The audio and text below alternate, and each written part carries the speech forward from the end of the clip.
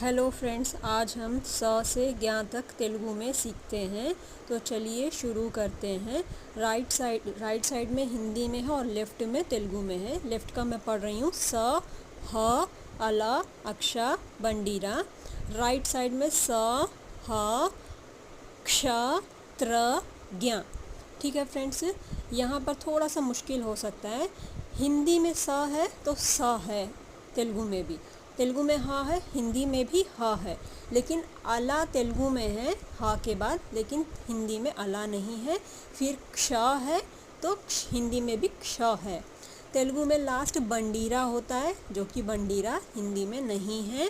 फिर हिंदी में त्र है, लेकिन तेलुगु में बंडीरा नहीं है। हिंदी में ज्ञ है, तेलुगु में ज्ञ नहीं है। तो स, ह, अला, अक्षा, बंडीरा तेलुगु का ये यहाँ पे एंड हो जा रहा है। हिंदी में स, ह, क्ष, त्र, ज्ञ। Thank you.